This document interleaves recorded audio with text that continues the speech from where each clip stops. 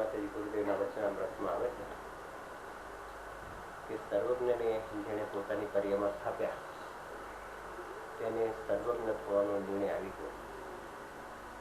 તો કયા પ્રકારે સ્થાપના કરવી અને એવું છતાં સર્વજ્ઞ થવાનો નિર્ણય કયા પ્રકારે આવતો હશે?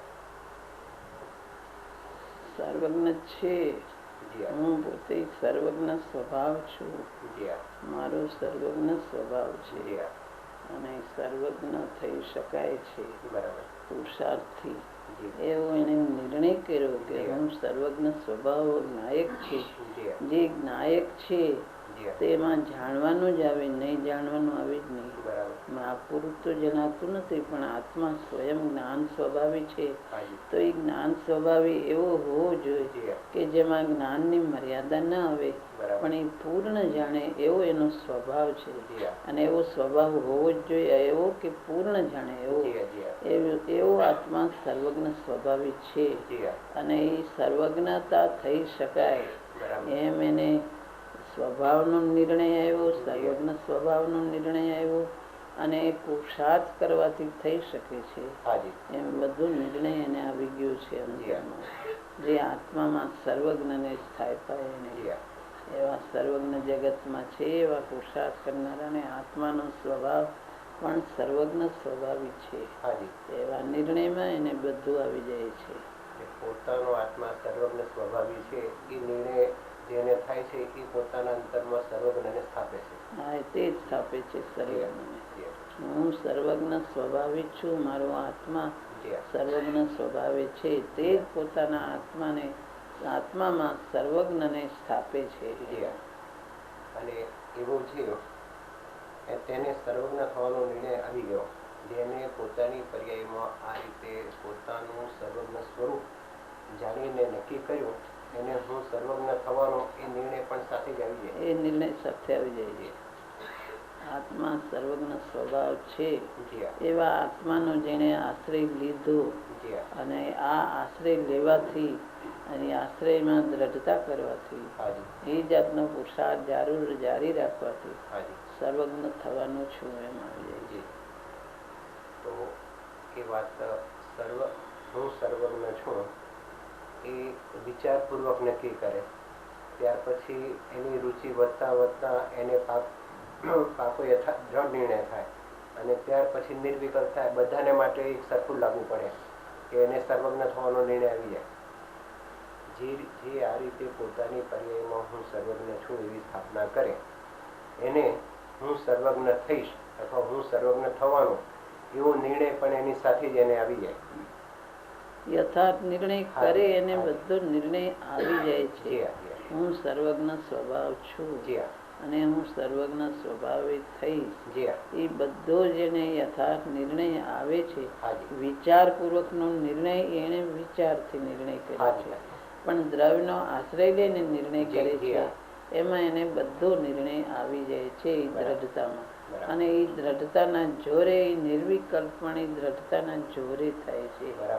એમાં હું સર્વજ્ઞ છું અને સર્વજ્ઞ થઈ શકાશે મારા પુરુષાર્થથી. એવો નિર્ણય જેને દ્રવ્યના આશ્રયથી કર્યો, એ દ્રવ્યના આશ્રયના જોરમાં નિર્વિકલ્પ થાય છે. પણ માત્ર એટલું વિચારથી વિકલ્પથી નક્કી કર્યું, પણ જો આગળ નથી જતો તો વિચાર માત્ર રહી જાય છે. એ રુચિ વધારીને આગળ જાય, પુરુષાર્થને આગળ લઈ જાય, તો તેને દ્રવ્યનો યથાર્થ નિર્ણય આવે છે. તો એને પણ એવો વિશ્વાસ આવી શકે પહેલા કે હું સર્વજ્ઞ થવાનો. પેલા આવી શકે.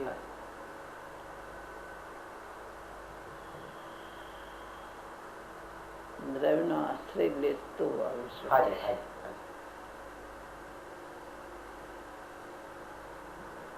અનંતા સર્વજ્ઞ થઈ ગયા અને બીજાઓ અનેક થશે એવો સર્વજ્ઞ નિર્ણય કરનારો પોતાના આત્માનો સર્વજ્ઞપણાની સ્થાપના કરી શકે. અનંતા સર્વજ્ઞ થઈ ગયા આ તો માને, પણ હું સર્વજ્ઞ સ્વામી છું એમ જે નિર્ણયમાં ના આવે.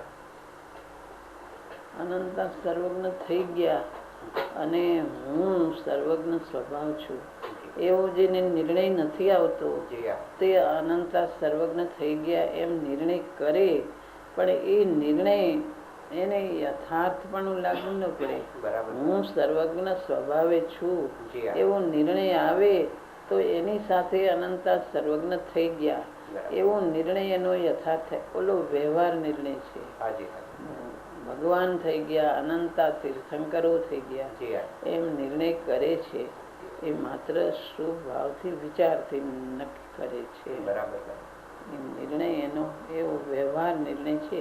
પણ હું સર્વજ્ઞ સ્વભાવ છું એવો નિર્ણય આવે એની સાથે સર્વજ્ઞ અનંતા થઈ ગયા એ નિર્ણય એનો યથાર્થ કહેવાય છે. જૈન સમાજના બધા સંપ્રદાયો સર્વજ્ઞ છે, સર્વજ્ઞ થયા છે એમ તો બધા માને છે, પણ હું સર્વજ્ઞ સ્વામી છું એવું તો કોઈ માને? એવું તો વ્યવહારમાં બધા માને છે કે અનંતા સર્વજ્ઞ થઈ ગયા એ માને, પણ હું સર્વજ્ઞ સ્વભાવી છું એવું માનનાર જે હોય એને પોતાના સ્વભાવનો નિર્ણય આવે એ માને. એવા તો ભાગ્યે જ હોય છે. એવી નિશ્ચયની દ્રષ્ટિ કરનારા એ સ્વભાવ ઉપર દ્રષ્ટિ જાય તો જ એવો નિર્ણય આવે, નહીતર આવે નહીં.